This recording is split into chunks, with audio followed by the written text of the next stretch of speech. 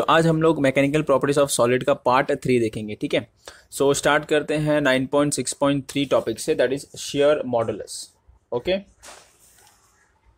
तो बेसिकली जो share modulus है उसको हम लोग डिनोट करते हैं जी से, ठीक है, कैपिटल जी से। आपके एनसीईआरटी टेक्स्ट बुक में ऐसा दिया है, बाकी अलग अलग टेक्स्ट बुक में अलग अलग डिनोशन रहता है।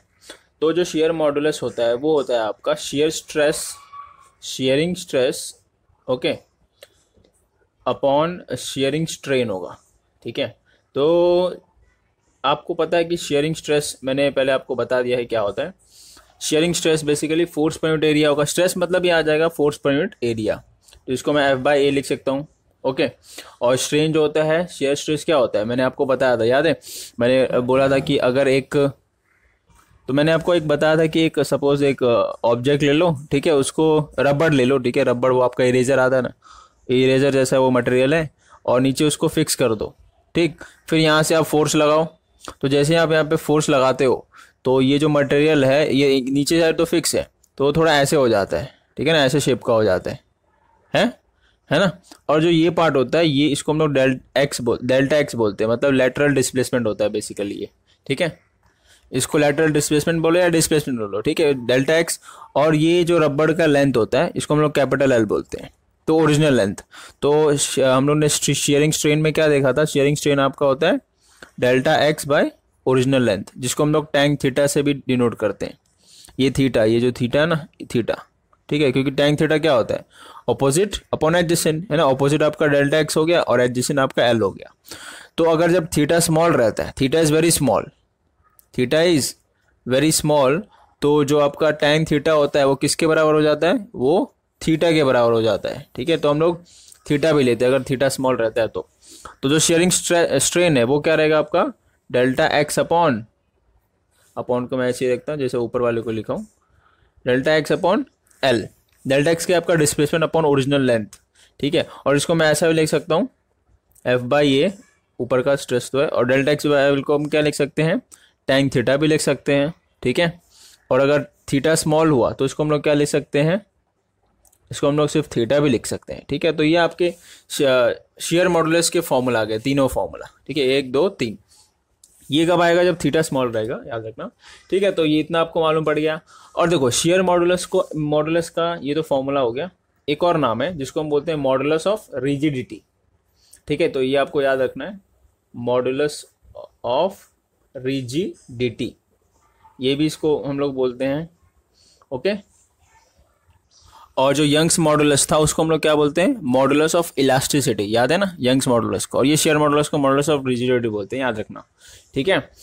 तो अब हम लोग देखते हैं कि यंग्स मॉडुलस और शेयर मॉडुलस, जिसको हम बोलते हैं मॉडुलस ऑफ रिजिडिटी, इन दोनों में क्या रिलेशन है। तो बेसिकली जो आपका बहुत सारे मतलब मटेरियल का हम लोग देखते हैं मॉडुलस, अलग अलग मटेरियल का, ठीक है, स्टील हो गया, कॉपर, ये सब वायर वगैरह सब बहुत सारे अलग अलग टाइप के हो गए, है ना। तो मटेरियल का हम लोग देखते हैं मॉडुलस। तो बेसिकली जो आपका शेयर मॉडुलस होता है, कोई भी मटेरियल ले लो, हर मतलब मोस्ट ऑफ द मटेरियल का शेयर मॉडुलस होता है, वो यंग्स मॉडुलस का 1/3 होता है, ठीक है। तो ये आपको रिलेशन याद रखना है। मतलब अगर सपोज किसी भी मटेरियल का अगर यंग्स मॉडुलस 30 है तो उसका शेयर मॉडुलस कितना होगा, 30/3, जिसको हम बोल सकते हैं 10 होगा। मतलब देख सकते हो, मतलब शेयर मॉडुलस कम होता है as compare to Young's modulus, याद रहेगा ना, ओके। तो इस आपका फॉर्मूले से वही दिखता है, ठीक है। तो ये आपको याद रखना है, ओके। तो अब इसके बाद एक न्यूमेरिकल है, एग्जांपल नंबर 9.4, वो करते हैं, ठीक है। ये देखो एग्जांपल नंबर 4, चलो इतना हो गया तो मैं रफ करता हूँ इसको। तो इस एग्जांपल में क्या दिया जा रहा है वो देखते हैं। स्क्वायर लीड है, स्क्वायर लीड आप समझ गए ना, मतलब वो इरेजर जैसा रहेगा ना, इरेजर आपका स्क्वायर जैसा है, ठीक है, ये समझ जाना। उसका साइड कितना है, 50 सेंटीमीटर। थिकनेस मतलब उसका डेप्थ हो गया, थिकनेस आप समझ सकते हो। मैं बताता हूँ एग्जांपल, ठीक है। अब ये देखो ये इरेजर है, ठीक है, आपको दिख रहा है। अब ये आगे पीछे के चूहे खा गए, ठीक है ना। तो ये देखो, ये अगर आपका इरेजर है तो ये जो पार्ट है ना, ये वाला, ये थिकनेस है, ठीक है। और ये वाला पार्ट ये लेंथ रहेगा। तो ये स्क्वायर शेप का, यहाँ पे तो ये रेक्टेंगल आपको दिख रहा होगा, ठीक है। तो इतना समझा, ओके। तो वो थिकनेस कितना है, 10 सेंटीमीटर का है, और उस पर शेयर फोर्स लग रहा है, ठीक है ना। जैसे अभी हमने देखा था, फोर्स कितना है, 9 × 10⁴ न्यूटन। अब बोल रहा है कि लोअर एज जो है वो फिक्स है, जैसे कि हम लोगों ने एक एग्जांपल अभी देखा था, लोअर एज फिक्स रहेगा और ऊपर का डिस्प्लेसमेंट कितना होगा, मतलब डेल्टा एक्स कितना होगा बेसिकली, ये ऐसे आप शेप देख सकते हो, ठीक है। तो ये पूछा उसमें। ओके, तो गिवन लिख लेते हैं हम लोग। गिवन क्या, पहले आपको क्वेश्चन पढ़ के रीड करके जो भी गिवन है ना, गिवन वो आपको पहले लिखना है, ठीक है, वो हमेशा याद रखना। न्यूमेरिकल करने का यही तरीका होता है। तो देखो ये गिवन है, मतलब साइड जो है, जो ये पूरा स्क्वायर है, स्क्वायर मतलब क्या है, ये साइड और ये वाला साइड, ठीक है, ये सेम लेंथ के रहेंगे, ठीक है। और ये जो है ना, ये थिकनेस है, तो ये थिकनेस कितना होगा दिया 10 सेंटीमीटर, और साइड सारे 0.5, देखो मीटर में कर दो सेंटीमीटर को, और फोर्स इस पर कितना लग रहा है, जो इस पर फोर्स लग रहा है वो कितना लग रहा है 9 × 10⁻⁴ न्यूटन।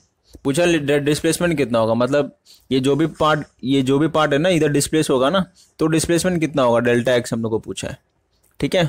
तो ये हमको पूछा है। तो देखो इसमें सबसे पहले हमको शियर फोर्स जो है ना, उसमें बेसिकली एरिया निकालना है, ठीक है। देखो पहले तो बात हम लोग करेंगे स्ट्रेस अपॉन स्ट्रेन होता है ना, शियर अपना क्या था, मॉडुलस ऑफ रिजिडिटी क्या होता है, sharing stress upon sharing strain होता है ना। तो पहले हम लोग शेयरिंग स्ट्रेस निकालेंगे। तो जो शेयर स्ट्रेस होता है, शेयर स्ट्रेस वो क्या होगा, सिंपल एग्जांपल आपको पता है, फोर्स बाय एरिया होता है। तो फोर्स आपको पता है 9 × 10⁴, और एरिया, मेन दिक्कत है एरिया हमको पता ही नहीं है, बट एरिया हमको क्या पता है कि ये जो पार्ट है ना, ये साइड वाला रेक्टेंगल है, आप अगर देखोगे तो, क्योंकि ये साइड रहेगा आपका, इसका रहेगा 0.5, और ये जो है ये थिकनेस का है, दैट इज 0.1, तो ये पूरा साइड रेक्टेंगल जैसा दिख रहा है ना। अगर ये मैं देखूँ तो ये रेक्टेंगल हो गया, तो रेक्टेंगल का एरिया क्या होगा, लेंथ इंटू ब्रेथ होता है, मतलब इसको मैं लिख सकता हूँ 0.5 × 0.1, ठीक है। तो ये हो जाएगा 9 × 10⁴, ये तो ऐसे ही रहेगा 9 × 10⁴। पहले हम लोग इसको मल्टीप्लाई करेंगे तो 0.05 मीटर स्क्वायर आता है, एरिया है ना।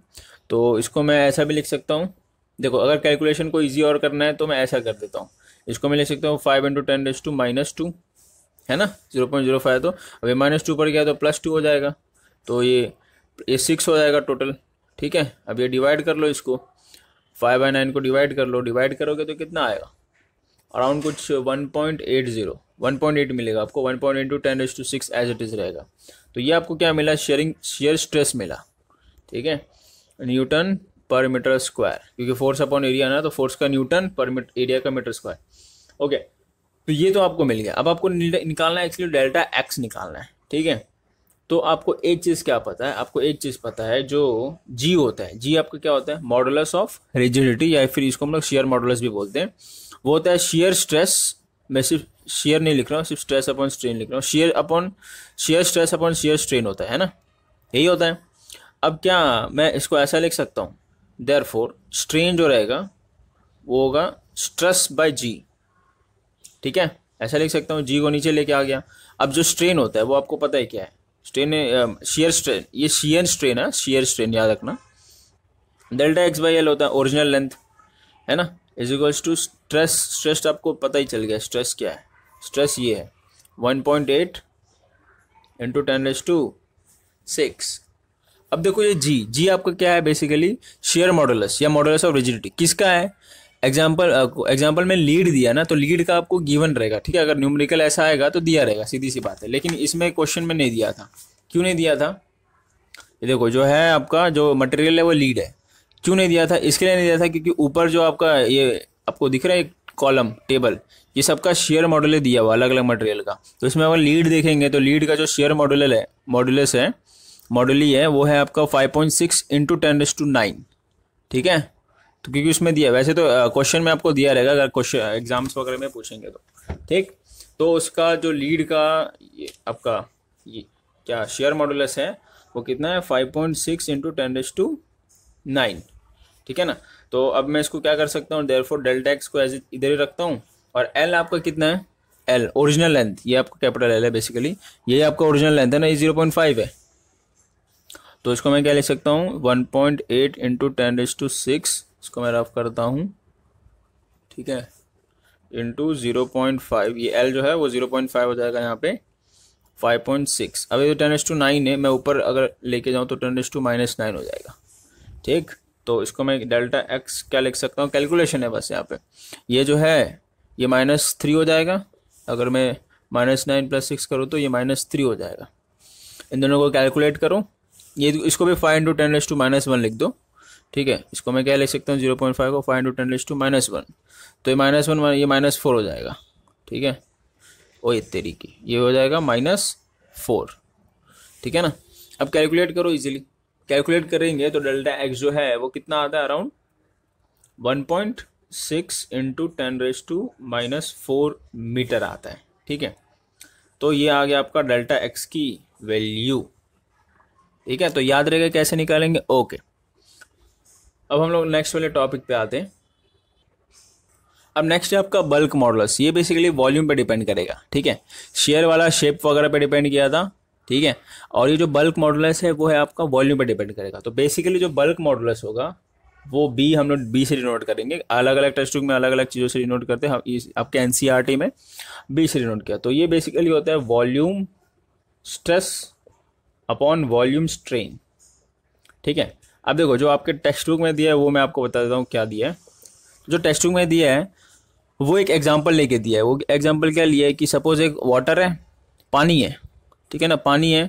अब उस लिक्विड में आप कोई भी ऑब्जेक्ट डाल दो, लेट्स से आप स्पंज डाल दो, ठीक है। स्पंज तो सोक कर लेगा, ठीक है, एब्जॉर्ब कर लेगा वाटर को। कोई भी ऐसा मटेरियल डाल दो जो कंप्रेस हो, ठीक है, ऐसा। तो सपोज एक मटेरियल डाला मैंने, तो इस मटेरियल पर हर जगह से फोर्स लगेगा। और किसका फोर्स लगेगा, हर जगह से इस पानी का फोर्स लगेगा ना, जो इसके अंदर पानी है। तो इसके लिए पानी को हम लोग हाइड्रोलिक ज़्यादातर साइंस में बोलते हैं, ठीक है। तो इसके लिए जो भी इस मटेरियल पर, ये मटेरियल को बाहर लेता हूँ, ये हर जगह से क्या लग रहा है, फोर्स लग रहा है। किस पे, इस मटेरियल पर। और किसका फोर्स लग रहा है, पानी का। तो इसके हम लोग बोलेंगे हाइड्रोलिक, आपके जो टेक्स्ट बुक में दिया है hydraulic stress upon hydraulic strain, ठीक है। इसको हम ऐसा बोलेंगे, ओके। तो याद रहेगा आपके जो टेक्स्ट बुक में दिया स्ट्रेन, STRAIN, ठीक। तो ये आपके टेक्स्ट बुक में दिया हुआ है। अब बेसिकली इसका देखो, अब क्या होता है कि अगर किसी भी ऑब्जेक्ट पर, कोई भी ऑब्जेक्ट है सपोज, इस पर अगर एक जगह से फोर्स लगे, मतलब यहाँ से सिर्फ फोर्स लगे, तो हम लोग सिर्फ फोर्स बोलते हैं, याद रखना। सिर्फ अगर यहाँ से फोर्स लगे, कोई भी एक साइड से अगर फोर्स लगता है, जैसे लेंथ वाइज देखा जाए लॉन्जिट्यूडनल स्ट्रेस में नीचे से फोर्स लगता है ना, तो हम लोग उसको सिर्फ फोर्स रखते हैं।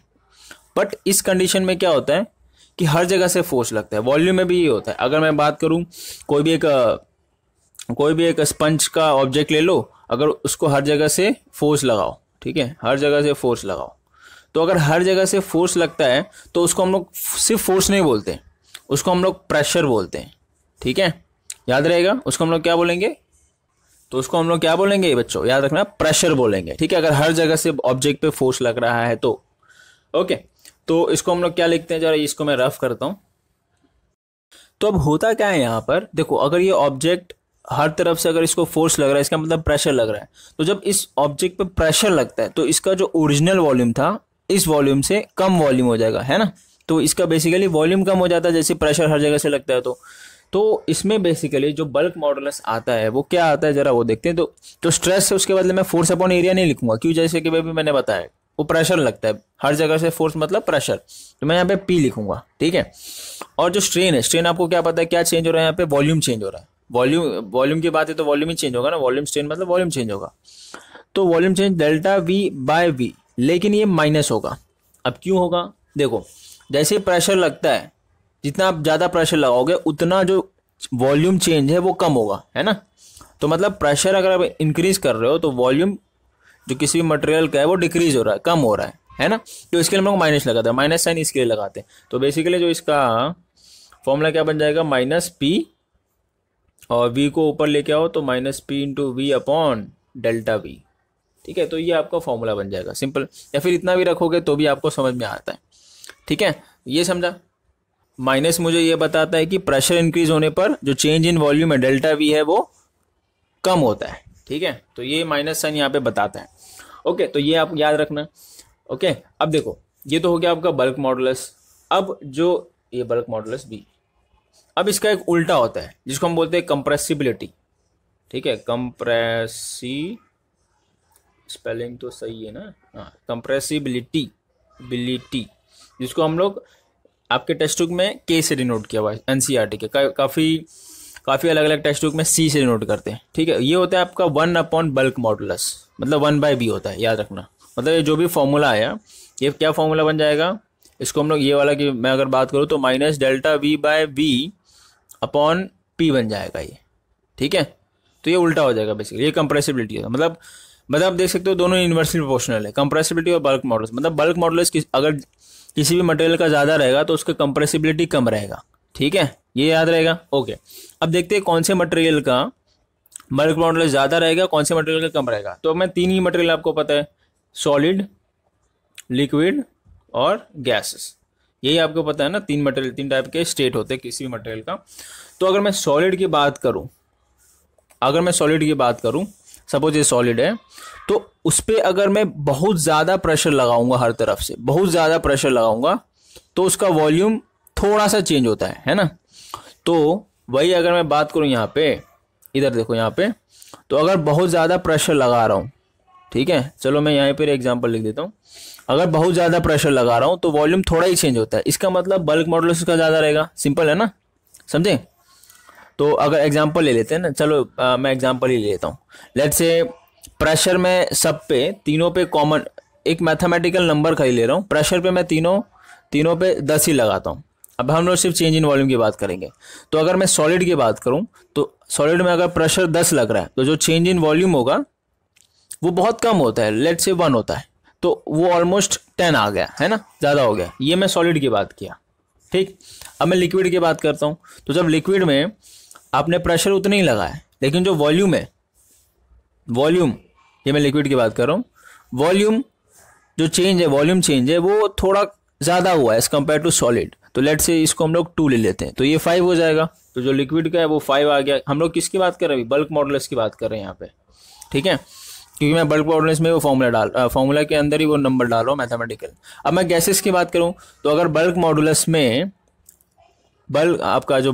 एक मिनट, अब मैं गैसेस की बात करूं तो जब प्रेशर तो सेम ही रहेगा, सब में मैं प्रेशर सेम ही रखा हूं तीनों में, बस वॉल्यूम चेंज अलग अलग हो रहा है। वॉल्यूम चेंज इसमें कम हो रहा है, इसमें थोड़ा ज़्यादा हो रहा है, इसमें और भी ज़्यादा होगा। तो इसमें जो वॉल्यूम चेंज है, जो नीचे का वॉल्यूम चेंज है, वो सपोज 5 हो गया तो ये 2 आता है, ठीक है। तो ये 2 हो गया। आप देख सकते हो कि जो बल्क मॉडुलस है सबसे ज़्यादा किसका होता है, सॉलिड का होता है, और उसके बाद लिक्विड का होता है, उससे सबसे कम होता है वो गैसेस का होता है, ठीक है। अब इसका उल्टा पकड़ लो, वो होता है कंप्रेसिबिलिटी। तो कंप्रेसिबिलिटी किसका ज़्यादा रहेगा, कंप्रेसिबिलिटी इसका ज़्यादा रहेगा, ठीक है। कंप्रेसिबिलिटी इसका ज़्यादा, क्योंकि 1/2, ये 1/5 होगा, ये 1/10 होगा, ठीक है ना, क्योंकि उल्टा है बेसिकली।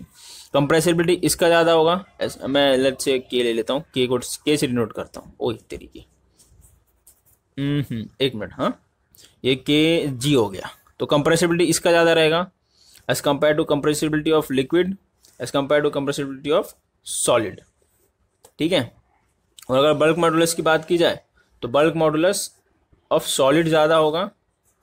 ये मैं हटाता हूँ, इसको नंबर को रफ कर देता हूँ, मैथमेटिकल नंबर आपको सिर्फ समझाने के लिए आता, ठीक है। तो bulk modulus of solid will be greater than bulk modulus of liquid will be greater than bulk modulus of gases. तो ये आपको याद रखना है, ठीक है, दोनों देखो उल्टा है। ओके, समझ में आ गया। तो ये आपके टेक्स्ट बुक में दिया हुआ है।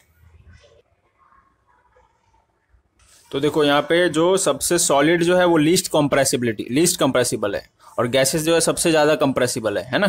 तो ये देखो लाइन दिख रहा है आपको, लाइन, ये लाइन रीड देखो, the solids are least compressible whereas gases are most compressible, ठीक है। तो इसी पे वो लाइन है, वो जो स्टेटमेंट है।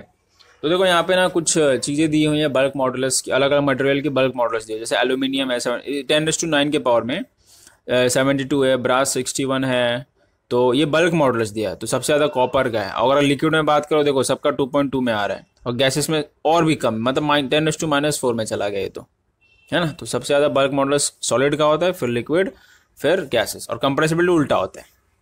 देख लो, ये नोट कर लो, ये आपको ये नोट कर लिया ना तो समझ में आ जाएगा, ठीक है।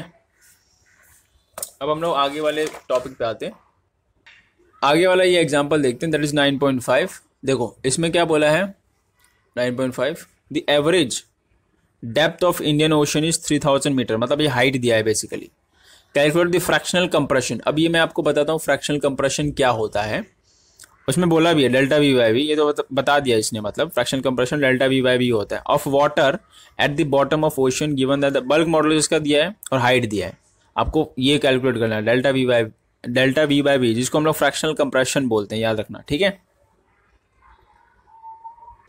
तो आप लोग क्या करना है, नोट कर लेना, ठीक है ना। जो फ्रैक्शनल कंप्रेशन होता है वो आपको पता है, उसमें दिया डेल्टा वी बाई वी, तो इसको हम लोग बेसिकली स्ट्रेन भी बोल सकते हैं, है ना, वॉल्यूम स्ट्रेन या फिर स्ट्रेन ही आप ले लो, ठीक है। अब वो डिपेंड करेगा कि वॉल्यूम में है या फिर रेडियस में या फिर लेंथ में कैसा रहेगा, तो स्ट्रेन पकड़ लो। इसको हम लोग क्या बोल सकते हैं, चेंज अपॉन ओरिजिनल भी और बोल सकते हैं हम, मैं फ्रैक्शनल कंप्रेशन की बात कर रहा हूँ। चेंज अपॉन ओरिजिनल भी बोल सकते हैं, ठीक है ना, ये नोट कर लेना, बहुत इंपॉर्टेंट है। फ्रैक्शनल कंप्रेशन आपके एमसीक्यूज वगैरह में भी पूछ सकते हैं एग्जाम के। तो इसको हम लोग और क्या बोल सकते हैं, इसको हाँ एक और बोल सकते हैं, एरर भी बोल सकते हैं, याद रखना, ठीक है।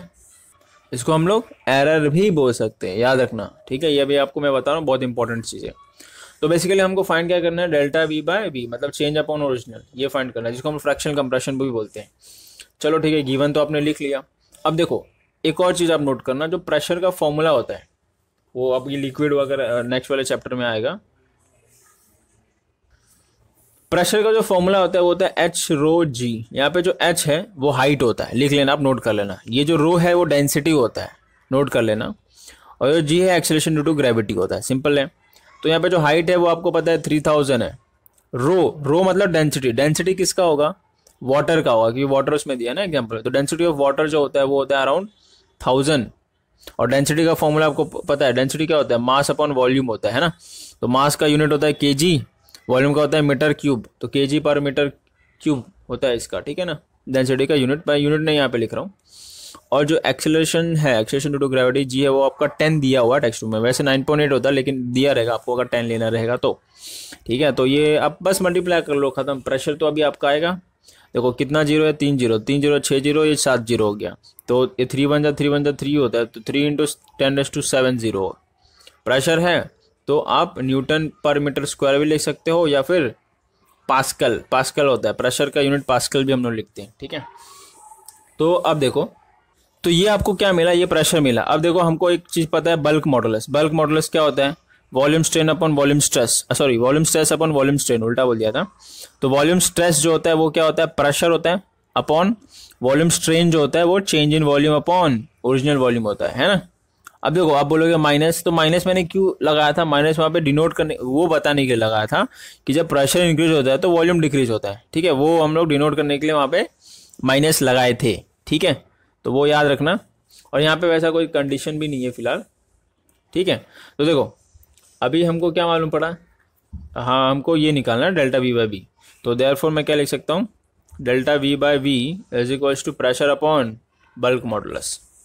तो डेल्टा वी बाई वी आ गया यहाँ से, बल्क मॉडुलस प्रेशर क्या है आपका, प्रेशर अभी निकाला आपने 3 इंटू 10⁻7, बल्क मॉडुलस क्या है 2.2 इंटू 10⁻9। ये बल्क मॉडुलस किसका है पता है, वाटर का है, क्योंकि वाटर उसमें दिया है ना, ये बल्क मॉडुलस। तो ये ऊपर आएगा तो -9 हो जाएगा, तो 10⁻2 ऊपर बचेगा, तो ये हो गया 3/2.2 इंटू 10⁻2 बचेगा, ठीक है। इसको कैलकुलेट करो, बल्क मॉडुलस कितना आएगा, sorry delta V by V कितना आएगा, बल्क मॉडुलस बोल रहा हूँ। डेल्टा वी बाई वी जो आएगा वो आएगा आपका 1.36 इंटू 10⁻², ठीक है। और अगर परसेंटेज में बोला, सपोज ये इसको बोल दिया हम लोग को परसेंटेज निकाला, तो हमेशा मैं बताऊँ अगर एरर परसेंटेज में अगर बोल दिया तो एरर इंटू परसेंटेज होता है, मतलब एरर इंटू 100 होता है। तो ये आपका delta V by V basically error है, फ्रैक्शनल कंप्रेशन है, इंटू आप 100 कर दो तो परसेंटेज में निकल जाता है, तो 1.36% होगा, ठीक है। Delta V by V in percentage, delta V by V in percentage, तो 1.36 आता है, ठीक है। ये समझा, ओके। तो अगला टॉपिक है that is 9.7 application of elastic behaviour of materials, ठीक है। तो अगर जैसे कि वगैरह इंजीनियरिंग वगैरह आप करते हो या फिर इंजीनियर्स जो रहते हैं, ठीक है, उनको नॉलेज होना ज़रूरी है किसी भी मटेरियल का इलास्टिक बिहेवियर का। अगर ये सब नॉलेज नहीं रहा तो जैसे अगर वो बिल्डिंग कोई ब्रिज वगैरह बनाते हैं तो वो गिर जाएगी, ठीक है ना, क्योंकि इसका ज्ञान बहुत ज़रूरी है। तो जैसे कि सपोज़ कोई ये सब जो रहता है इसका ज़्यादातर सिविल इंजीनियरिंग में आता है, ठीक है। इसका जो भी एप्लीकेशन वगैरह है ना, सिविल इंजीनियरिंग अगर कोई भी इंजीनियरिंग करेगा सिविल इंजीनियरिंग तो उसमें आएगा, ठीक है। तो जैसे कि सपोज बिल्डिंग वगैरह कोई बना रहा है, ठीक है, कोई इंजीनियर बिल्डिंग बना रहा है, तो लाइक उसमें देखो 3-4 चीज़ें होती हैं जो आपको इमेज पे दिख रही होगी। जैसे मैंने इमेज देख लो आप, ठीक है। तो उसमें आपको दिख रहा होगा कि एक कॉलम है, स्टैब है, ठीक है, बीम है और फाउंडेशन भी है उसमें, ठीक। तो जो आपका कॉलम है ये वर्टिकल है। तो बिल्डिंग का जो वर्टिकल रहता है ना, वर्टिकल पार्ट, वो ये है कॉलम, ठीक है। और जो स्टैब है वो आपका फ्लोर है बेसिकली। ये फ्लोर, जिस फ्लोर पे हम लोग खड़े रहेंगे, ठीक है, ये फ्लोर है पूरा स्टैब, आप देख सकते हो उसमें। और ये जो बीम है ये हॉरिजॉन्टल वाला सपोर्ट है। हॉरिजॉन्टल जो रहता है ना, हॉरिजॉन्टल जो सपोर्ट रहता है वो आपका बीम है। और जो फाउंडेशन है वो नीचे, सबसे नीचे जो पार्ट रहेगा जिसपे वो खड़े रहेंगे, जिसपे सारे कॉलम जो रहेंगे ना खड़े रहेंगे, जो फाउंडेशन है ना नीचे वाला, वो जिसपे सारे कॉलम खड़े रहेंगे, वो सब है। तो ये सब भी किसी न किसी मटेरियल का बनता होगा। और ये सब पे जब लोड लगता है, जब इंसान लोग वगैरह जाते हैं बिल्डिंग में, तो वजन तो लगता ही है ना। काफ़ी चीज़ें, सिर्फ इंसान के साथ बहुत सारी चीज़ें जाती है, जैसे अलमीरा वगैरह, ये सब बेड वगैरह अगर फ्लोर पे रहते तो इसका काफ़ी वजन रहता है ना। तो अगर इस मटेरियल का, जिसने भी उस बिल्डिंग को बनाया, इस मटेरियल, बिना ये मटेरियल का ज्ञान लिए बनाया है, तो बिल्डिंग गिर जाएगी, ज़्यादा दिन तक टिकेगी नहीं। या फ्लोर को प्रॉपर तरीके से नहीं बनाया तो फ्लोर भी गिर जाएगा। या फिर ये बीम अगर गिरा तो भी वो बेंड हो जाएगा। बीम ये बेंड हो जाता है, ठीक है, ये हॉरिजॉन्टल रहता है ना बेसिकली, ऐसा रहता है। तो इस पर सपोर्ट रहता है तो ये बेंड भी हो सकता है, ऐसे बेंड हो सकता है, ठीक है। और फाउंडेशन तो जो मेन फाउंडेशन है, तो बेसिकली ज़्यादातर जो रहता है ये सब चीज़ों का माइल्ड स्टील यूज़ करते हैं ज़्यादा। सब ये जो मटेरियल है ना, इसमें हम लोग माइल्ड स्टील का यूज़ करते हैं, ठीक है, माइल्ड स्टील। अब ये देखो अब ये माइल्ड स्टील और कहाँ यूज़ करते, क्योंकि देखो स्टील जो है ज़्यादा इलास्टिक होता है। स्टील ज़्यादा इलास्टिक होता है, प्लस इसका यंग्स मॉडुलस भी ज़्यादा होता है। तो हम लोग माइल्ड ले लिए तो मतलब बहुत ज़्यादा, ठीक है। अब दूसरा हम लोग एप्लीकेशन कहाँ पे देख सकते हैं, क्रेन में। क्रेन आपको इमेज पे दिख रहा होगा, ठीक है, क्रेन। तो वो क्रेन का जो वायर, जो आपको दिख रहा होगा कि एक वायर लटका हुआ है। तो वो जो वायर है वो अगर उसका जो इलास्टिक बिहेवियर या इलास्टिक जो भी प्रॉपर्टी है उस मटेरियल का सही नहीं रहा तो वायर टूट सकता है। तो इसके लिए जो वायर है वो ज़्यादातर माइल्ड स्टील का यूज़ करते हैं हम लोग, ठीक है, क्योंकि जो वायर है स्टील का, उसका आपका इलास्टिक प्रॉपर्टी ज़्यादा रहता है। मतलब अगर कुछ भी हम लोग उठा रहे हैं, कुछ भी भारी ऑब्जेक्ट उससे उठाते हैं, तो इसका ये थोड़ा क्या इलास्टिक, मतलब क्या होता है ज़्यादा, कि इस पर ज़्यादा फोर्स दोगे, इस पर ज़्यादा लोड दोगे इस मटेरियल पे, तो वो इसका स्ट्रेच कम होगा। इलास्टिक ज़्यादा मतलब क्या, इलास्टिसिटी ज़्यादा मतलब क्या होता है, इलास्टिसिटी इज ग्रेटर। इसका मतलब क्या है कि यंग्स मॉडुलस ज़्यादा है, मैंने आपको बताया था। तो यंग्स मॉडुलस ज़्यादा क्या होता है, Young's modulus stress upon strain होता है, यही होता है, ठीक है। तो जब Young's modulus stress upon strain, जब यंग्स मॉडुलस ज़्यादा है, इसका मतलब कि ज़्यादा स्ट्रेस लगने पे स्ट्रेन कम हो रहा है, यही होगा ना। यंग्स मॉडुलस ज़्यादा मतलब क्या, कि ज़्यादा स्ट्रेस, मतलब इस पे जितना ज़्यादा लोड दोगे इस वायर पे, उतना कम चेंज होगा ये। तो ये किसका होता है, माइल्ड स्टील का होता है। तो इसके लिए ज़्यादातर जो ये वायर है क्रेन का, ये माइल्ड स्टील को यूज़ करते हैं, ठीक है, इस वायर को बनाने के लिए, ठीक है। और किस पे यूज़ होता है, और क्या एप्लीकेशन है, वैसे बहुत सारे एप्लीकेशन है। ब्रिजेस हो गए, जैसे अभी मैंने बताया था। तो ब्रिजेस में भी अब देखो, अभी ब्रिजेस का भी अलग से मैं बताता हूँ। ब्रिज, तो देखो आपने जो ब्रिज देखा होगा वो उसमें बेसिकली ज़्यादातर तो बीम ही होता है, वर्टिकल चीज़ें थोड़ी थोड़ी होती है, ये बीम होता है, बीम मतलब हॉरिजॉन्टल, ठीक है। तो इसको भी ऐसे मटेरियल का यूज़ करना चाहिए ताकि वो बेंड ना हो, क्योंकि ये ब्रिज है ना, ब्रिज सीधी सी बात है, ज़्यादा लोड, ज़्यादा ट्रैफिक रहा, ज़्यादा लोग रहे तो बेंड भी हो सकता है। तो वो ऐसे मटेरियल का यूज़ करो ताकि बेंड ना हो। बेंड मतलब ऐसा बेंड ना हो जाए। काफ़ी आपने देखा होगा ब्रिज ऐसे बेंड जैसे रहती है। तो बेंडिंग का एक फॉर्मूला है बेसिकली। तो बेंडिंग का ये फॉर्मूला है, इसको हम लोग इसको हम लोग बेंडिंग बोलेंगे, ठीक है, मतलब जो भी मटेरियल है उसका बेंडिंग। तो इसका फॉर्मूला जो है वो क्या है, W। ये W क्या है, लोड है, मतलब इस पर जो भी आप लोड लगाओगे ना वो लोड है, W को। इसका फॉर्मूला नीचे लिखता हूँ मैं, ठीक है। W जो रहेगा, W दैट इज लोड, या फिर फोर्स भी आप बोल सकते हो, ठीक, into L cube. L cube मतलब इसका लेंथ का क्यूब, ये जो भी लेंथ रहेगा ना, जितना भी लेंथ रहेगा उसका क्यूब, अपॉन 4 तो 4 कांस्टेंट टर्म है। B इज ब्रेथ, इसका जो भी ब्रेथ रहेगा, जैसे ये लेंथ हो गया तो ये ब्रेथ हो गया, ठीक है। और इसका थिकनेस भी रहेगा, ये थिकनेस भी रहेगा इसका। तो थिकनेस क्या रहेगा, D क्यूब। डी आपका थिकनेस रहेगा, और Y Young's, that is Young's modulus of that material, जो भी आप मटेरियल यूज कर रहे हो। तो ये बेंडिंग का बहुत इंपॉर्टेंट फॉर्मूला है, ठीक है ना, बहुत ज़्यादा, मतलब बहुत ज़्यादा इंपॉर्टेंट फॉर्मूला है। तो ये बेंडिंग देखो, ये क्या है, वाई यंग्स मॉडुलस, ये इसके इन्वर्सली प्रोपोर्शनल है। इसका मतलब अगर यंग्स मॉडुलस ज़्यादा हुआ, अगर उस मटेरियल का यंग्स मॉडुलस ज़्यादा हुआ तो बेंडिंग कम होगा, है ना, इन्वर्सली प्रोपोर्शनल है ना। तो इस जो भी मटेरियल है उसका बेंडिंग कम होगा, तो इसके लिए ऐसा आप मटेरियल लो जिसका यंग्स मॉडुलस ज़्यादा हो, ठीक है। तो ये ऐसा ब्रिज वगैरह में आप ये फॉर्मूलाज वगैरह इस्तेमाल कर सकते हैं, ठीक है, ओके।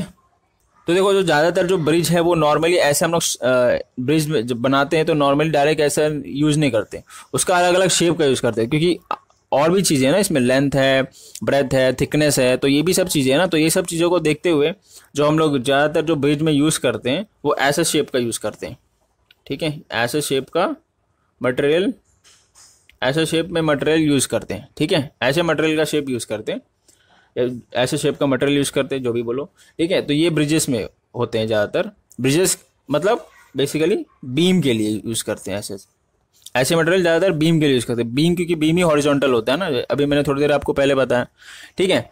और जो पिलर्स होते हैं, जैसे अगर ये ब्रिज को सपोर्ट करने के लिए एक दो कुछ तो पिलर्स भी रहेंगे ना, ये ब्रिज को सपोर्ट करने के लिए कुछ पिलर्स रहेंगे, तो वो कैसे मटेरियल का यूज़ करेंगे, उसका भी एक शेप होगा, ठीक है, वो भी मटेरियल ऐसे मटेरियल का यूज़ करेंगे जिसका यंग्स मॉडुलस ज़्यादा हो, सीधी सी बात है। तो जो पिलर्स यूज़ करते हैं, पिलर्स को हम लोग क्या बोल सकते हैं, जो वर्टिकल रहते हैं, वर्टिकल को हम लोग क्या बोल सकते हैं, कॉलम भी बोल सकते हैं, है ना। अभी मैंने आपको थोड़ी देर बिल्डिंग में बताया था, बिल्डिंग में जो पार्ट्स बताए थे अलग अलग, तो जो पिलर यूज़ करते हैं जनरली ऐसे यूज़ नहीं करते हैं, ठीक है ना। ये नॉर्मल यूज़ करेंगे तो भी ये बेंड हो सकता है, ऐसा ऐसा भी ऊपर से भी फोर्स लग गया तो ये बेंड हो सकता है अंदर की तरफ, है ना, या टूट सकता है। तो ये भी बेंडिंग का फॉर्मूला, इसमें भी ये लग सकता है, ठीक है, बट इसमें ऐसा फोर्स लग रहा है तो वो देख सकते, अलग अलग कंडीशन में डिपेंड करेगा। तो जनरली जो वर्टिकल जो पिलर यूज़ करते हैं वो ऐसे शेप का यूज़ करते हैं, ठीक है, ऐसे शेप का यूज़ करते हैं ताकि प्रॉपर रहे, और वो मटेरियल भी सही रहना चाहिए, उसका यंग्स मॉडुलस ज़्यादा रहना चाहिए, ठीक है। तो अलग अलग ऐसे ही बहुत सारे एग्जाम्पल्स हैं जो कि अप्लाई होता है ये इलास्टिसिटी चैप्टर का, ठीक है ना। अभी हम कुछ ऐसे टॉपिक्स देखेंगे जो कि आपके एनसीईआरटी टेक्स्ट बुक में नहीं दी हुई है, बट वो इम्पॉर्टेंट है, ठीक है। तो चलो वो देखते हैं वो टॉपिक्स। यहाँ पे आपका एनसीईआरटी टेक्स्ट बुक के टॉपिक खत्म हो गया, ओके। तो पहला है आपका ये पॉइजन्स रेशियो, आपके टेक्स्ट बुक में नहीं दिया हुआ था।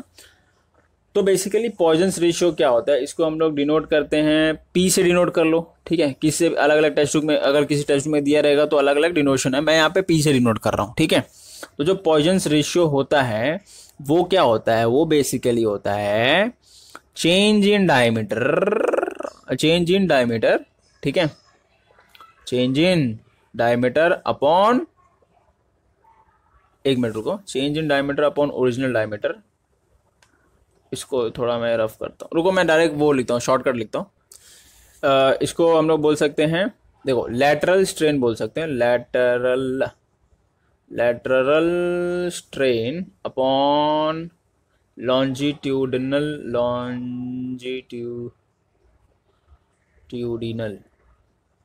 स्ट्रेन, ठीक है।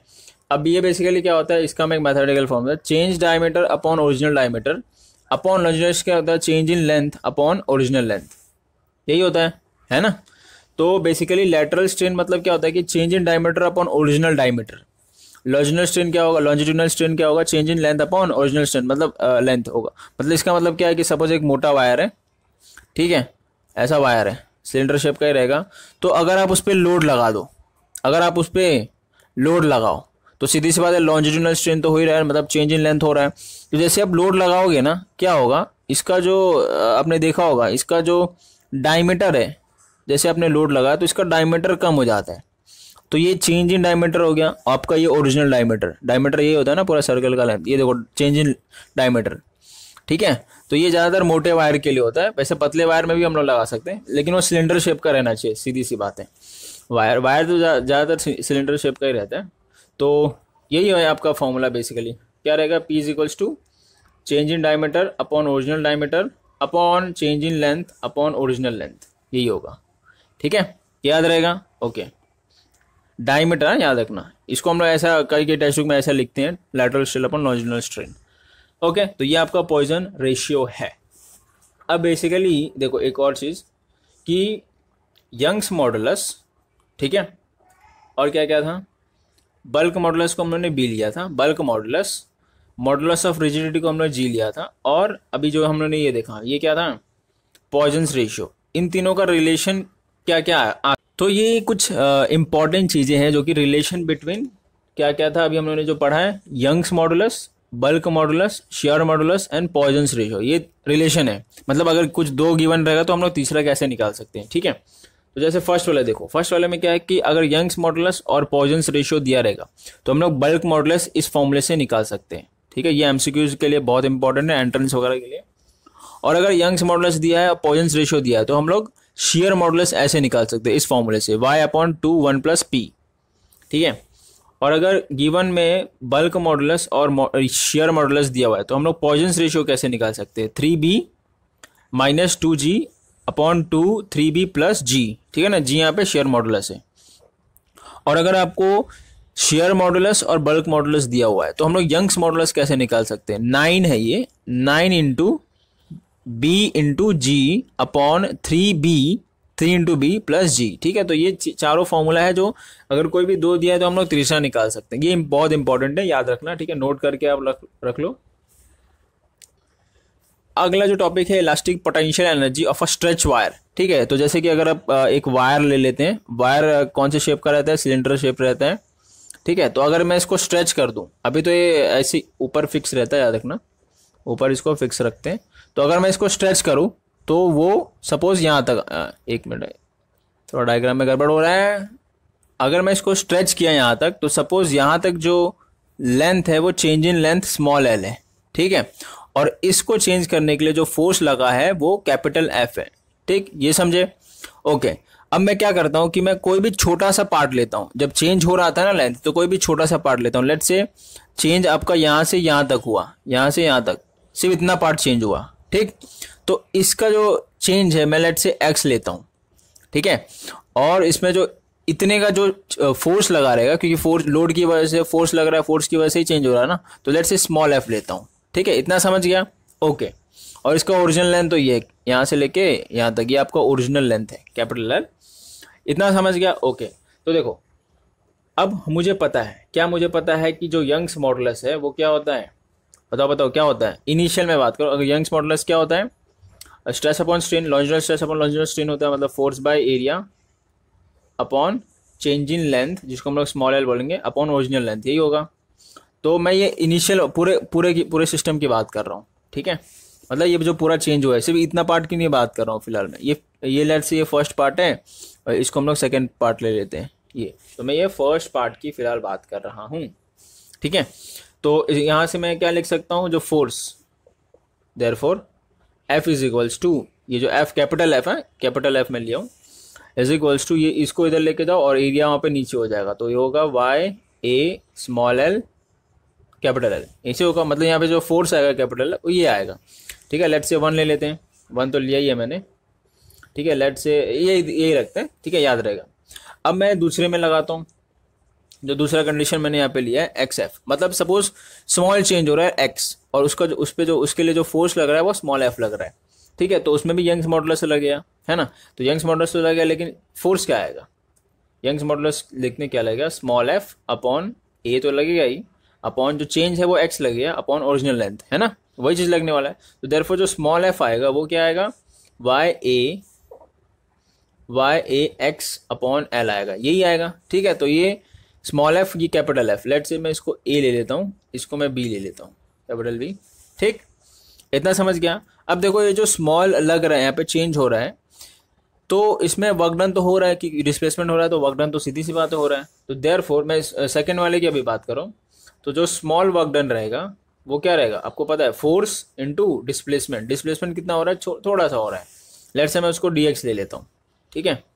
डिस्प्लेसमेंट और भी अगर छोटे से, क्योंकि हम लोग जो डी लेते हैं ना तो एकदम छोटे से पार्ट का लेते हैं, ये क्या एक्स भी काफ़ी बड़ा हो जाएगा as compare to D X, ये एक्स भी काफ़ी बड़ा हो जाएगा। तो इसलिए हम लोग एकदम छोटा सा जो चेंज रहेगा ना यहाँ तक का, तो हम लोग लेंगे, ठीक है, डी एक्स लेंगे, ये समझ गया, ओके।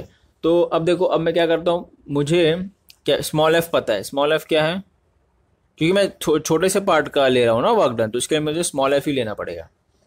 तो ये एफ हो गया YA x upon L, into D x. ठीक है, ये हो गया आपका D W, small work done. अब जो है, अब मेरे को क्या करना है, मुझे पूरा वर्क डन निकालना है, मतलब सॉरी यहाँ से बोल रहा हूँ, यहाँ से लेके यहाँ तक का वर्क डन निकालना है मेरे को। तो अभी यहाँ से लेके यहाँ तक का वर्क डन मिला है ना, छोटे से पार्ट का, तो लेकिन मुझे पूरे यहाँ से लेके यहाँ तक वर्क डन निकालना है। तो उस वर्क डन को निकालने के लिए जो ऊपर वाला वर्क डन है उसको मुझे इंटीग्रेट करना पड़ेगा। ठीक है, इंटीग्रेट करेंगे तो पूरा मिलता है, सीधी सी बात है। तो जब मैं इंटीग्रेट करता हूँ तो इंटीग्रेट मुझे कहाँ से कहाँ तक करना है, यहाँ पे लेट्स से वो 0 था, मतलब डिस्टेंस 0 था, जो चेंज हुआ यहाँ पे चेंज 0 था, यहाँ पे एल हुआ ना, यहाँ पे लेके यहाँ पे एल होता है, यहाँ पे मैंने लिखा भी है यहाँ पे एल। ठीक है, तो ये 0 से लेके एल तक हो गया। और डी डब्ल्यू क्या है, Y A X upon L D X, यही है ना। ठीक है, तो अगर मैं इसको इंटीग्रेट करता हूँ, इंटीग्रेट करूंगा तो वाई यंग्स मॉडुलस तो मटेरियल का कांस्टेंट रहेगा, एरिया भी कांस्टेंट रहेगा और ओरिजिनल लेंथ भी कांस्टेंट रहेगा, बचेगा सिर्फ 0 टू एल से लेके एक्स डी एक्स। ठीक है, ये समझ गया। तो इसका जो इंटीग्रेशन आता है, इंटीग्रेशन ऑफ एक्स क्या होता है पता है आपको, मैं ऊपर का पार्ट रफ कर रहा हूं। ठीक है,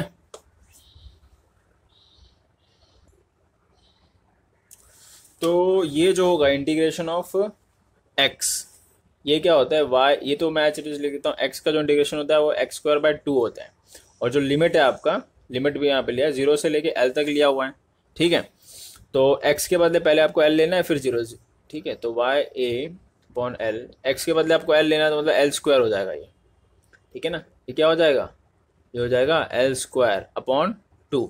और 0 लोगे तो मतलब माइनस होता है, बेसिकली माइनस 0 स्क्वायर अपॉन 2 ऐसा होता है। ठीक है, तो ये 0 स्क्वायर अपॉन 2 मतलब 0 हो गया, मतलब ये पूरा चला गया टर्म, सिर्फ बचा आपका ये एल स्क्वायर बाय 2। ठीक, ये बचा। ओके, तो इसको मैं क्या देखो कैसे लिख सकता हूँ, क्या मैं इसको हाफ को बाहर लेता हूँ, 1/2 है ना, ये सिर्फ एल के ऊपर स्क्वायर है, 2 के ऊपर स्क्वायर नहीं है, हाफ बाहर ले लिया।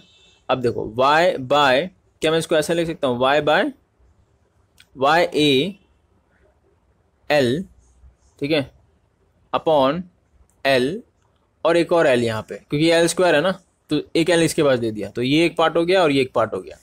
अब ये जो याद है, ये ए वाला इक्वेशन क्या आया था, कैपिटल एफ बाय ए स्मॉल एल अपॉन एल, ऐसे कुछ आया था ना, कैपिटल एफ।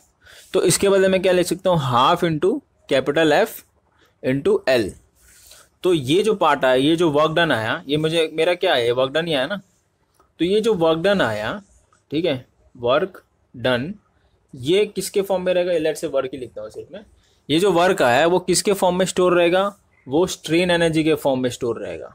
ठीक है, क्यों, क्योंकि जब मैं इस पे लोड लगाया तो चेंज हुआ, मतलब स्ट्रेन आया इस लेंथ में, तो जब जो भी चेंज आता है तो जो भी एनर्जी अंदर रहेगा वायर के अंदर उसको हम लोग स्ट्रेन एनर्जी बोलेंगे, और वही एनर्जी पोटेंशियल एनर्जी के फॉर्म में रहेगा। समझे, तो मैं इसको रफ करता हूँ पहले नीचे वाला पार्ट को। तो यहाँ पे आप नोट करके लिख देना कि जो वर्क डन है stored in form of strain energy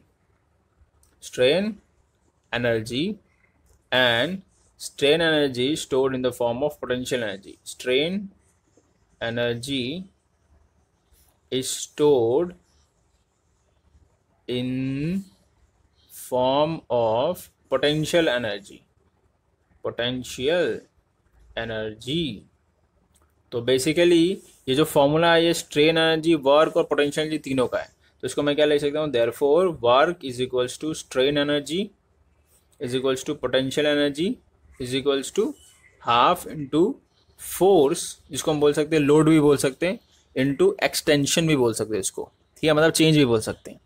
ठीक है, तो ये आपका फॉर्मूला आता है वर्क डन या फिर स्ट्रेन एनर्जी या फिर पोटेंशियल एनर्जी का, किसका, स्ट्रेच वायर का।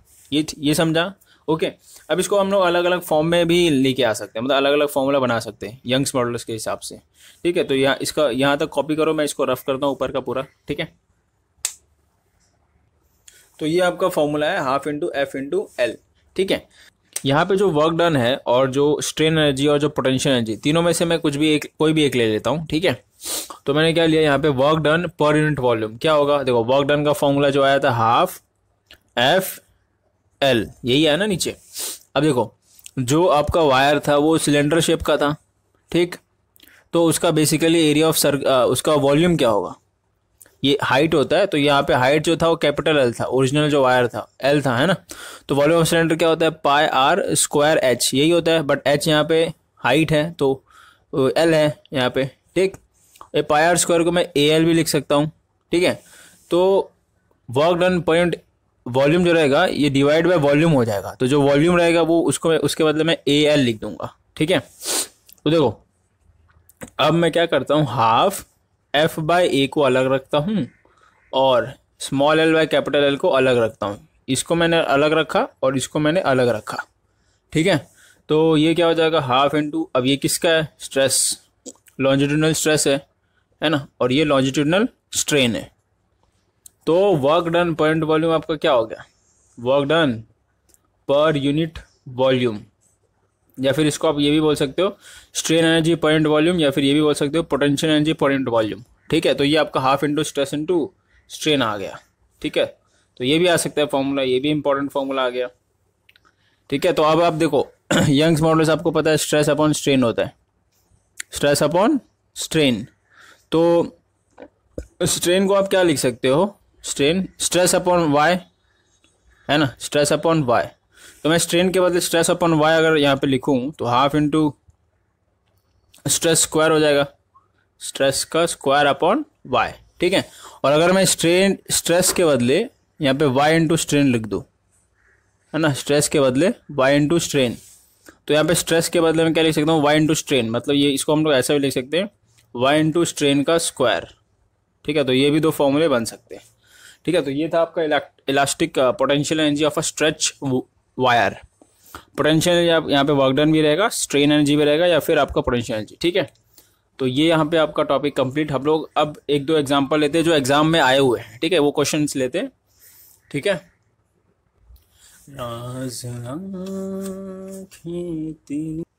सो देखो ये क्वेश्चन जो कि अभी हम लोग स्टार्ट करते हैं क्वेश्चंस जो आए हुए हैं एग्जाम्स में, एंट्रेंस एग्जाम्स में, ठीक है। तो देखो ये जिपमर में आया हुआ है, इसमें क्या बोल रहा है कि if the compressibility of a material is this पर एटमॉस्फेरिक प्रेशर, प्रेशर दिया है 100, वॉल्यूम दिया है 100 सेंटीमीटर क्यूब, फाइंड डेल्टा भी बोला है, ठीक है। कंप्रेसिबिलिटी कितना दिया है, कंप्रेसिबिलिटी दिया है, कंप्रेसिबिलिटी हम लोग के से नोट करते हैं, वो कितना दिया है, वो क्या होता है बेसिकली 1 बाय बल्क मॉडुलस होता है। तो जो बल्क मॉडुलस है उसके बदले क्या मैं ये लिख सकता हूँ, pressure upon change in volume upon original volume, ऐसा लिख सकता हूँ, क्योंकि ये बल्क मॉडुलस होता है पूरा, है ना। और कंप्रेसिबिलिटी आपका 1 बाय बल्क मॉडुलस होता है, तो क्या मैं इसको ऐसा भी लिख सकता हूँ 1 अपॉन ये वी ऊपर आता है तो ये बच जाता है P V upon delta V, और ये डेल्टा वी फिर ऊपर आएगा तो delta V upon P into V हो जाएगा, है ना। तो कंप्रेसिबिलिटी का ये फॉर्मूला आ गया, ठीक है। अब देखो देयरफॉर अब आपको निकालना है क्या, डेल्टा वी, तो मतलब compressibility into pressure into volume is equals to delta V, है ना। इस पूरे फॉर्मूले से ये बन गया, तो डेल्टा वी यहाँ से निकल जाएगा, डेल्टा वी जो है क्या निकलेगा, कंप्रेसिबिलिटी कितना दिया है 4 इंटू 10⁻⁻⁵, प्रेशर कितना दिया है 100 मतलब 10⁻², और वॉल्यूम कितना है 100, और सीएम में क्यूब में ही है ना आपका आंसर, तो सीएम क्यूब में ही रखना है, ठीक है। 100 वो भी 100 है, मतलब वो भी 10⁻², सो इसको मैं ले सकता हूँ 10⁻4 हो गया, 10⁻⁻1 हो जाएगा, तो ये हो जाएगा 0.4 हो जाएगा सीएम क्यूब, ठीक है। 0.4 कौन सा आंसर है, ऑप्शन ए, ठीक है। ऐसे आपका आंसर निकाल सकते हो अगर आपको फॉर्मूला आता है तो, ठीक है ना। अब हम लोग नेक्स्ट वाले क्वेश्चन पे आते हैं, वही सेम बल्क मॉडुलस के कॉन्सेप्ट पे जो कि नीट में आया हुआ है, ये देखो सॉरी, ये नीट में आया हुआ है आपके, इसमें बोला है the bulk modulus of a spherical object is B if it is subject to uniform pressure, okay. The fractional decrease, अब मैंने आपको बताया था फ्रैक्शनल डिक्रीज क्या होता है, ठीक है ना। फ्रैक्शनल, इसके लिए मैं बोला था आपको ये अच्छे से याद करो, ये आता ही आता है एग्जाम में, ये नीट में आया हुआ है। The fractional decrease in radius is what, और इन रेडियस पूछा है, याद रखना, ठीक है, ओके। क्वेश्चन समझ गया आपको, फ्रैक्शनल डिक्रीज इन रेडियस पूछा मतलब डेल्टा आर बाय आर पूछा है बेसिकली, ठीक है। चलो वो निकालते हैं, चलो ये निकालते हैं, ये तो ये इसका क्वेश्चन था तो इसको मैं अंडरलाइन कर देता हूँ, ओके। तो देखो उसमें आपको पता है कि जो बल्क मॉडुलस है बी है और प्रेशर आपका पी है। ओके, तो बल्क मॉडुलस आपको पता है क्या है? बल्क मॉडुलस में जो फ्रैक्शनल वॉल्यूम रहता है ना, वॉल्यूम बेसिकली, तो बल्क मॉडुलस जो है बेसिकली, एक मिनट, वो होता है आपका pressure upon change in volume upon original volume, यही होता है। माइनस हम लोग नहीं ले रहे, माइनस वहाँ पे मैंने क्यों लगाया था, क्योंकि वो बताने के लिए कि प्रेशर इंक्रीज करते हैं तो वॉल्यूम डिक्रीज होता है। ठीक है, तो ये बल्क मॉडुलस हो गया। ठीक है, तो ये ऐसा होता है। तो इसको मैं ऐसा भी लिख सकता हूँ, देखो, therefore delta V by V is equals to pressure upon bulk modulus, है ना, ऐसा लिख सकता हूँ। तो ये तो फ्रैक्शनल डिक्रीज इन वॉल्यूम आ गया, है ना, ये आ गया। आपको निकालना है fractional decrease in radius. Okay, तो फ्रैक्शनल डिक्रीज इन रेडियस मतलब आपको ये चीज़ निकालना है, डेल्टा आर बाय आर निकालना है, ये चीज़ निकालना है। ठीक है, तो देखो अब हमको ये पता है और ये नहीं पता है, तो वॉल्यूम और रेडियस का क्या रिलेशन है, क्या है? Spherical volume of a sphere, spherical object है ना, तो वॉल्यूम ऑफ स्फीयर क्या होता है? पाई आर, बोलो बोलो, पाई आर क्यूब। ठीक है ना, तो पाई आर क्यूब। ठीक है, रेडियस उसमें, हाँ ठीक है, ये समझा, वॉल्यूम पाई आर क्यूब होता है। तो आपको क्या लेना है? v is equals to pi R cube. तो आपने, मैंने एरर में बताया था, measurement units and measurement chapter में बताया था कि एरर हम लोग इसका अगर निकालना है तो कैसे निकाल सकते हैं, याद है कि नहीं याद है? पाई तो कांस्टेंट वर्ड है, नहीं याद है कि याद है? जल्दी बताओ। तो ये चीज़ आपको पहले नोट रखना है, पी बाई बी है, डेल्टा वी बाई वी। ठीक है सॉरी। तो अगर मैं एरर, दोनों का एरर निकालूं, चेंज अपॉन ओरिजिनल, तो ये पाई तो कांस्टेंट रहता है, 3 आपका आगे आ जाता है into delta R by R, याद है ना, ये यूनिट्स एंड मेजरमेंट में आपको बताया था। ठीक है, अब डेल्टा वी बाई वी तो एक और चीज़ है, मतलब ये वाला पी बाई बी यहाँ से देखो आया हुआ है, बल्क मॉडुलस के फॉर्मूले से आया हुआ है, तो इसको मैं प्रेश पी बाई बी भी लिख सकता हूँ, है ना। इस चीज़ को ही मैं ये चीज़ लिख दिया बाय दिस, और ये चीज़ लिखा बाय ऊपर वाला। तो अब इन दोनों को कंपेयर करना है मेरे को। ठीक है, तो आपका डेल्टा आर बाय आर जो आएगा, हमको ये निकालना है, फ्रैक्शनल डिक्रीज इन रेडियस, तो आएगा पी अपॉन 3b, मतलब ये आपका आंसर आएगा। तो ये कौन सा ऑप्शन है? p बाई 3b, तो आपका ये डी ऑप्शन है। ठीक है, ये समझा कैसे करेंगे? ओके, तो याद रखना फ्रैक्शनल डिक्रीज इन मतलब जो भी चेंज अपॉन ओरिजिनल, अब जो भी बोला है, आपका रेडियस बोला है तो रेडियस रहेगा, वॉल्यूम बोला तो वॉल्यूम रहेगा। ठीक है, तो ये आपका नीट में देखो आया हुआ है।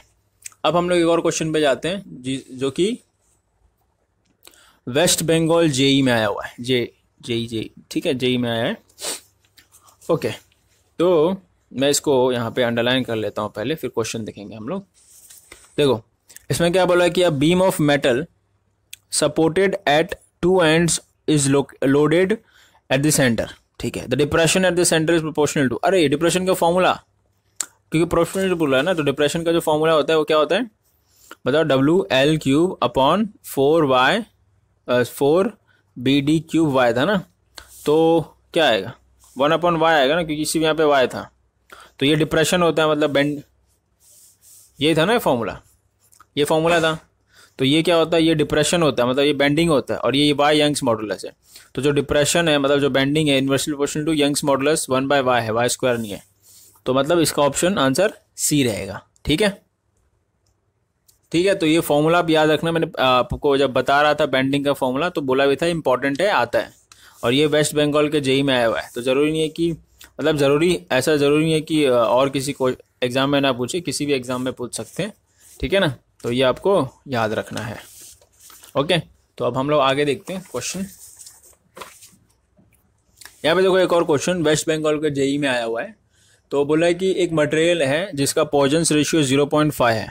ठीक, if a uniform rod of it suffers a longitudinal strain, ठीक है, उसमें लॉन्जिट्यूडनल स्ट्रेन आएगा, कितना आएगा? 2 × 10⁻³ then the percentage change in volume. Oh, percentage change in volume, इसका मतलब क्या बोला है कि सर लाइन मारा हुआ है, हाँ ठीक है, मतलब आपको delta V by V into 100 निकालना है। तो ये होगा आपका परसेंटेज चेंज, क्योंकि चेंज इन वॉल्यूम तो डेल्टा V बाय V होता है, और इंटू 100 लगा दो तो परसेंटेज चेंज इन वॉल्यूम होता है। ठीक है, तो ये आपको ये चीज़ निकालना है। ओके, तो निकालते हैं भाई, उसमें क्या है, दिक्कत क्या है ना।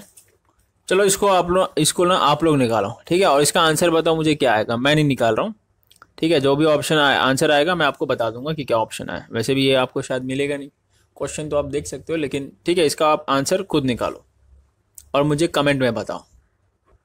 अब उसके नीचे वाला एक क्वेश्चन ले लो, ठीक है, ये वाला, for a given material Young's modulus बोला है कि 2.4 टाइम्स द रिजिडिटी मॉडुलस, समझ गए, मतलब यंग्स मॉडुलस जो है वो 2.4 into rigidity modulus, rigidity modulus हम लोगों ने क्या लिया था, जी लिया था ना, और बोला है कि पॉइजन रेशियो क्या होगा बताओ, है Y is equal to 2.4 into G दिया है, बस इतना ही बोला है।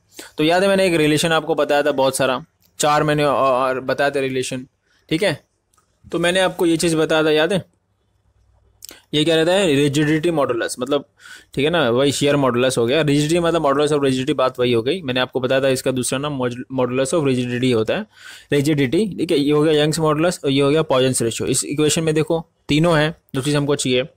तो देखो इसको मैं क्या लिख सकता हूँ, देयरफॉर ये जो 1 प्लस पी है इसको मैं लेफ्ट साइड ले लेता हूँ 1 प्लस पी, और इधर लेता हूँ वाई अपॉन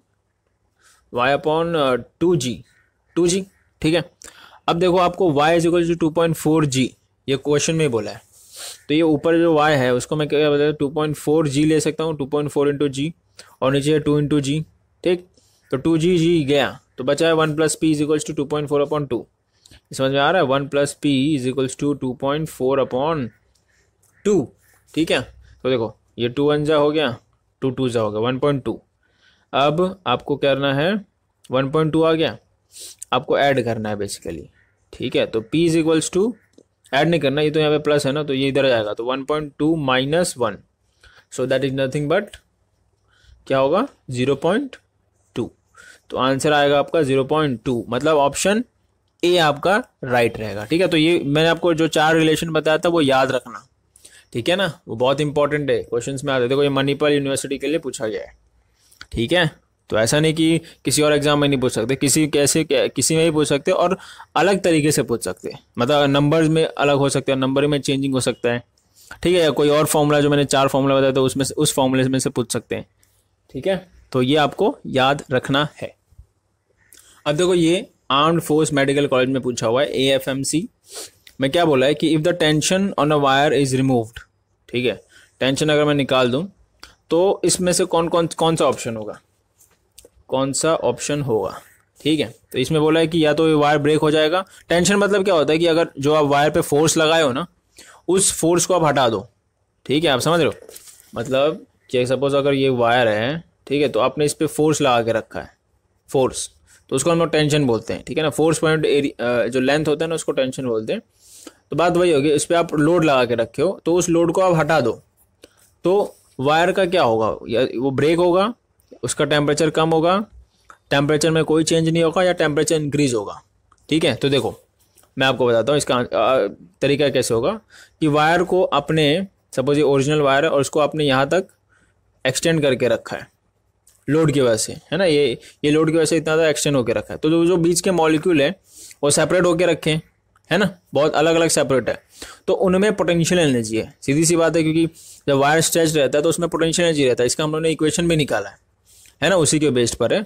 तो उसमें उनमें पोटेंशियल एनर्जी रहता है, तो जैसे आप ये लोड हटाते हो, जो लोड लगाए हो यहाँ पे, जैसे ये लोड निकालते हो तो ये वायर ऊपर रिटर्न चला जाएगा, तो ये जो मॉलिक्यूल के बीच का डिस्टेंस है वो कम हो जाएगा, ठीक है, और बहुत कम हो जाएगा, ठीक है। तो पोटेंशियल एनर्जी तो था, तो क्योंकि हमको पता है जो एनर्जी है, energy can be neither created not destroyed, but it can convert from one form to another. तो ये जो पोटेंशियल एनर्जी था इसमें, यहाँ पर जब वायर स्ट्रेच था, वो आपका हीट एनर्जी में कन्वर्ट हो जाएगा, ठीक है। किस में कन्वर्ट होगा, हीट एनर्जी में। अब हीट एनर्जी सीधी सी बात है, दिखता नहीं है, दिखता है क्या आपको, नहीं दिखता है। तो इसके लिए यहाँ पे जब हीट एनर्जी में कन्वर्ट होगा, मतलब हीट आया, इसका मतलब क्या हुआ कि टेम्परेचर इंक्रीज हो गया, टेम्परेचर क्या हुआ, इंक्रीज होगा, ठीक है। तो ऑप्शन इसका कौन सा रहेगा, डी, इट्स टेम्परेचर इंक्रीजेस, याद रखना, ठीक है ना। अब देखो अगला क्वेश्चन BHU में आया हुआ है, बनारस हिंदू यूनिवर्सिटी। तो इसके अगले क्वेश्चन के लिए हम लोग देखते हैं ज़रा, इसमें क्या बोला है कि वायर है, सस्पेंडेड है बाय वन एंड, एक एंड में एट अदर एंड, एक एंड से सस्पेंडेड है, दूसरे एंड में उन्होंने क्या किया, एक वेट डाला है 20 न्यूटन, जिसका फोर्स है 20 Newton, is applied if the increase in the length is 1 mm, मतलब वायर उसका जो चेंज इन लेंथ है 1 mm है, the increase in the energy, मतलब आगे यहाँ पे पोटेंशियल एनर्जी या फिर आपका स्ट्रेन एनर्जी या फिर work done of the wire will be what. हाँ ये क्वेश्चन है, मतलब सिंपल आपको फॉर्मूला यहाँ पे लगाना और कुछ नहीं, ठीक है। तो देखो सिंपल आपको फॉर्मूला पता है, क्या पता है कि जो वर्क डन होता है वो स्ट्रेन एनर्जी होता है, वो आपका पोटेंशियल एनर्जी होता है इन स्ट्रेच वायर। तो वायर स्ट्रेच ही है, वहाँ पे बोला ना इंक्रीज इन लेंथ वहाँ पे 1 mm है, ठीक है। तो वो क्या होता है, half into force into extension. Extension मतलब वही जो चेंज इन लेंथ है, तो यहाँ पे वो 1 mm है। अब आपको फोर्स पता है कितना है, कितना है भाई फोर्स? फोर्स इसमें बोला है 20 न्यूटन। ये वेट नहीं है, ये फोर्स है। वेट आपका ग्रेविटी मल्टीप्लाई हो जाता है तब आता है, ठीक है, मतलब वेट अराउंड 30 के आसपास आएगा। ये सिर्फ फोर्स है 20 न्यूटन। अब अगर कोई क्वांटिटी समझ में नहीं आती है ना कि क्या दिया हुआ है, तो आप उसके यूनिट देख के समझ सकते हो। मतलब ये न्यूटन दिया, इसका मतलब ये सिर्फ फोर्स रहेगा, ये वेट नहीं रहेगा, ठीक है ना। ओके, 20 लेंथ आपका कितना इंक्रीज हो रहा है? If it increase in length, मतलब वही एक्सटेंशन इसको ये बोलते हैं जो इंक्रीज इन लेंथ होता है। एल हम लोग का वही था ना, एल क्या था, इंक्रीज इन लेंथ ही था। तो 1 mm है, उसको एम में कर दो, कि आंसर अपने को जूल में थे ना, तो एम में करना पड़ेगा, मतलब मीटर में करना पड़ेगा। मतलब 1 × 10⁻³ ठीक है। तो ये 2 10 हो गया, तो 10 × 10⁻³ कितना होता है? 10⁻²। 10⁻² को क्या लिखते हैं? 0.01 जूल। अब एनर्जी है, इसका मतलब work done, strain energy, potential energy जो भी है उसका यूनिट जूल ही होगा। ये मतलब 0.01 है ना ऑप्शन, तो ऑप्शन ए, ठीक है, ऑप्शन ए। ये समझा कैसे करना है आपको? बस बेसिकली जो फॉर्मूलाज है वो सब याद होने चाहिए, जो कंसेप्ट है वो सब आना चाहिए, ठीक है। और भी मैं क्वेश्चन करवा सकता हूँ बट बहुत ज़्यादा टाइम हो गया, ठीक है। आप कोई भी बुक ले सकते हो, चाहिए तो क्वेश्चंस प्रैक्टिस करने के लिए कोई भी आप बुक ले सकते हो। अगर आपको चाहिए कि मैं बुक का आपको रेफरेंस दूं तो आप कमेंट बॉक्स में कमेंट करें, ठीक है। चलिए, चलो तब तक के लिए गुड बाय। और हाँ, इस वीडियो को देखो यार, शेयर ज़रूर करो, ठीक है ना। देखो पार्ट 1 पार्ट 2, मतलब अगर मैं किसी भी चैप्टर का पार्ट 1 पार्ट 2 ऐसा डालता हूँ तो उसमें थोड़े बहुत व्यू आते हैं, लेकिन पार्ट 3 पार्ट 4 के बाद जो रहते हैं वो सारे व्यू चले जाते हैं, मतलब कोई व्यूज़ ही नहीं आता है। तो यार ये गड़बड़ है ना। तो इसके लिए मैं देख रहा हूँ, कुछ सोल्यूशन ढूंढ रहा हूँ, ठीक है। जैसे ही सोल्यूशन मिलता है उसमें हम लोग उस पर काम करेंगे, ठीक है। तब तक के लिए चलो गुड बाय।